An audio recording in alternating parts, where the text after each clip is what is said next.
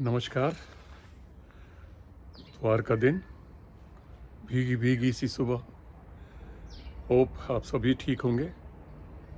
तो 2 दिन आपने देखा कि मार्केट ऊपर नीचे हमें दिखाता रहा, झूलता रहा, स्विंगिंग होती रही। ये सिर्फ इसीलिए था कि जब मार्केट थोड़ा सा बढ़ता था, आप जैसे समझदार लोग धीरे धीरे प्रॉफिट बुक कर रहे थे, तो प्रॉफिट बुकिंग चल रही थी, इसलिए मार्केट ऊपर जाता था। ऊपर के लेवल पे प्रॉफिट बुकिंग आती थी और उसके बाद फिर वो नीचे आ जाता था। ये सिर्फ हम लोग ही नहीं थे, बड़े बड़े investors, mutual funds, FIIs, DIs, वो ख़रीदारी और बिकवाली दोनों ही कर रहे थे, तो दोनों साथ साथ चल रहे थे। इसलिए जब भी ख़रीदारी आती तो मार्केट ऊपर चला जाता, ऊपर जाते ही बिकवाली आती और फिर नीचे चला आता। तो ये सिलसिला चल रहा था। तो आज भी लगता है मार्केट वोलेटाइल ही रहेगा और मेरा 23,500 का सपना लगता है इस हफ्ते नहीं, अगले हफ्ते पूरा होगा। चलिए देखते हैं क्या है। तो स्टेबिलिटी तो शायद अब आप समझ ही गए होंगे, गवर्नमेंट की आ गई है, गवर्नमेंट फॉर्म हो गई है, पोर्टफोलियो वही हैं, मोदी जी ने अपनी इंटेंशंस बता ही दी हैं। तो आज हम बात करेंगे कि अगले 5 साल के लिए कौन से स्टॉक हमारे पोर्टफोलियो में होने चाहिए। सबसे पहले तो आई विल रिटरेट कि जो नए स्टॉक्स मैंने पिछली बार भी और कई बार बार बोले हैं, कुछ नए और एक पुराना स्टॉक्स, मैं उनको ही रिपीट करना चाहता हूं कि अगले 5 साल तक इन स्टॉक्स को मैं अपने पोर्टफोलियो में रखना चाहता हूं, जिसमें सबसे पहले JSW इंफ्रा, नया IPO आया था और अडानी पोर्ट के बाद सेकंड नंबर पोर्ट पे इसी का ही कब्जा है। तो इससे बहुत उम्मीदें हैं कि अगले 3 से 5 साल में ये आपको अच्छा रिटर्न दे सकता है। दूसरा TVS सप्लाई चेन, मैं कई बार जिक्र कर चुका हूँ उसका भी। ये भी नया IPO आया था, क्योंकि TVS ग्रुप अपने आप में काफ़ी बड़ा ग्रुप है, तो इसी से भी बड़ी उम्मीदें हैं कि ये भी कुछ करके दिखाएगा और कम से कम पैसा डबल तो हो ही जाएगा। तीसरा रतनवीर इंजीनियरिंग, क्योंकि इंजीनियरिंग की कंपनी है जो वेल एस्टेब्लिश्ड है, पर IPO नया ही आया था, तो ज़्यादातर लोगों को पता नहीं है। ये भी मेरे पोर्टफोलियो में है, इस पे भी मेरी नज़र रहेगी और मैं इसको रखूँगा अगले 3 से 5 साल तक। उसके बाद फैसला करेंगे कि क्या करना है, आगे चलना है कि प्रॉफिट बुक करना है। इसके बाद था कैंपस फुटवियर, अच्छा इंक्रीज़ हुआ है, उसमें भी आप देख ही रहे, क्योंकि रिज़ल्ट अच्छा आया था तो इसलिए अच्छा इंक्रीज़ हुआ है। इसके बाद एक मैंने कुंभकर्ण का नाम लिया था, जो सो रहा था, थोड़ा सा जागा और फिर कल फिर झपकी ली उसने, वो है हैप्पीएस्ट माइंड। ये भी अगले 3 से 5 साल तक पोर्टफोलियो में रखने वाला हूँ मैं, आप भी कंसिडर कर सकते हैं। और इसके बाद आज मैं बात करूँगा 2 सेक्टर्स की। एक स्टॉक फिर भी भूल गया मैं उनमें से, फिर याद आएगा तो मैं बताता हूँ। मेनली 2 सेक्टर की बात करूँगा, बाकी अगले वीडियो में देखेंगे हम। जिसमें सबसे पहली घोषणा की है प्रधानमंत्री जी ने, PM आवास योजना के अंतर्गत 3 करोड़ घर बनाए जाएंगे। यानी कि जब 3 करोड़ घर बनेंगे तो घर के साथ साथ रियल्टी कंपनीज़ को भी फ़ायदा होगा जो डेवलप करेंगी। मेरे पोर्टफोलियो में जो हैं उनको मैं अगले 3 से 5 साल तक रखने वाला हूं। उनमें से है गोदरेज प्रॉपर्टीज़, और उसके बाद है लोढ़ा डेवलपर्स, फीनिक्स मिल्स और ओबेरॉय। DLF मेरे पास नहीं है और मैं कंसिडर भी नहीं कर रहा हूँ उसको। इसके बाद जब घर बनेंगे तो उसके साथ मटेरियल चाहिए, तार चाहिए। तार के लिए मेरे पास Polycab, KEI, RR Kabel.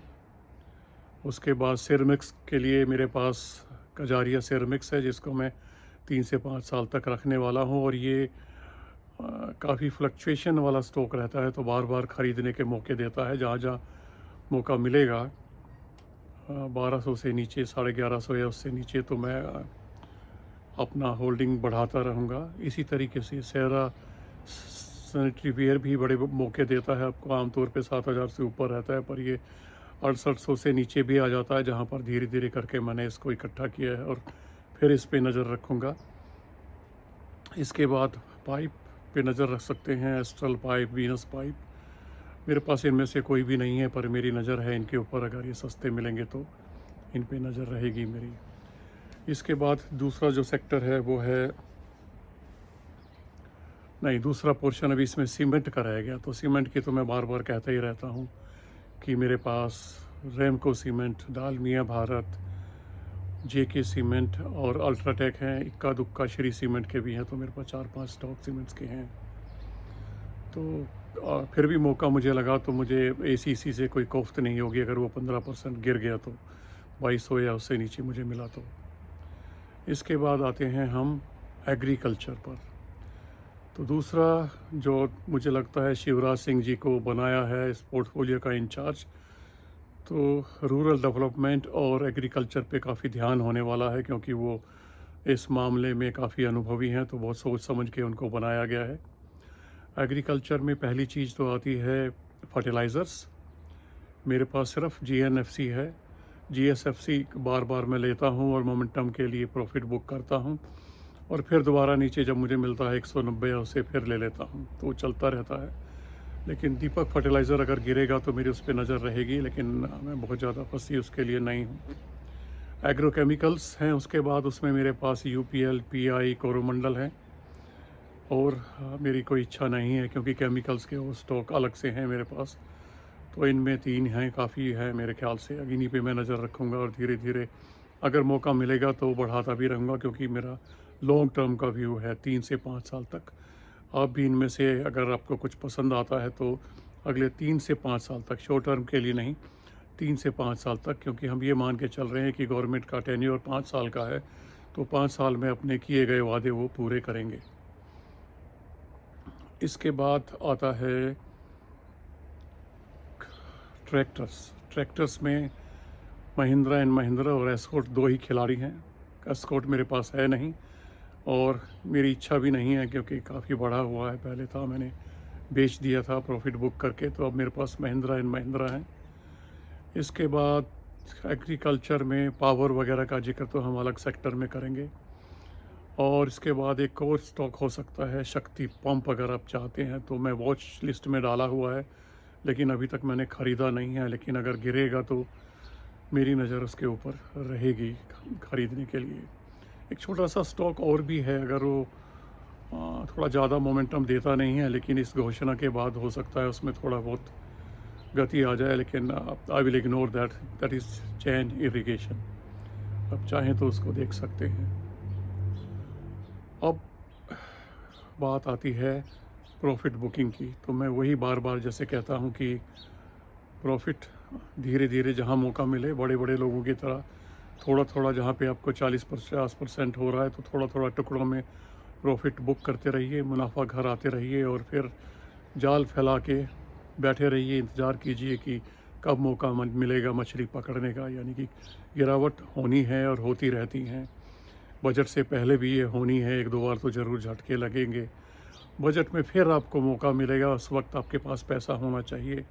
Budget में दोनों तरह के मौके मिलेंगे, ख़रीदने का भी मिलेगा और बेचने का भी मिलेगा, क्योंकि कुछ स्टॉक्स जहाँ पर फेवरेबल अनाउंसमेंट्स होंगी वो ऊपर जाएंगे, और जहाँ पर निराशा होगी जिन सेक्टर्स को, वो नीचे जाएंगे। तो अच्छे स्टॉक्स को वहाँ पे एक्यूमुलेट करने का मौका मिलेगा। और एक और का नेगलेक्टेड सिक्लिक स्टॉक पर मेरी नज़र है, जो बजट के आसपास मेरे ख्याल से तो थोड़ा बहुत उसमें उछाल आना चाहिए।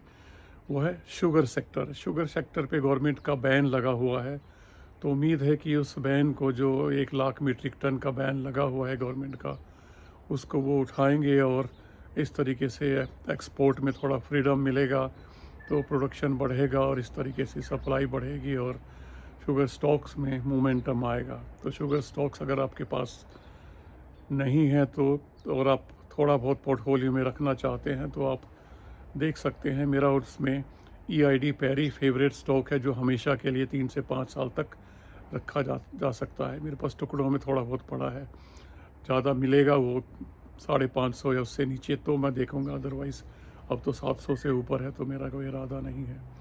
अगर आपका इंटरेस्ट है तो शुगर स्टॉक्स में भी आप कुछ देख सकते हैं, स्टडी कर सकते हैं, जैसे द्वारकेश शुगर है या और छोटी मोटी शुगर कंपनियां हैं। जिस तरह से बजाज भी आपको मोमेंटम ट्रेडिंग का मौका दे सकता है।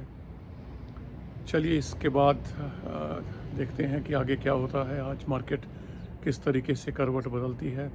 लेकिन उन स्टॉक्स को ज़रूर आप ध्यान रखिएगा जो मैंने बार बार आपसे जिक्र किया है, happiest mind, JSW infra, Ratnaveer, campus, Indegene और आधार फाइनेंस। दोनों में इस घोषणा के बाद गति आ गई, क्योंकि आधार फाइनेंस का काफ़ी अच्छा बड़ा बेस है, काफ़ी अच्छा काम कर रही है पहले से। और इंडजीन अपने फील्ड में काम करने वाली इकलौती कंपनी है जो फार्मा के साथ साथ IT में काम कर रही है। तो ये अपने आप में एक नई शुरुआत है। तो मुझे उम्मीद है कि अगले 3 से 5 साल में ये भी आपको अच्छा प्रॉफिट दे सकती है।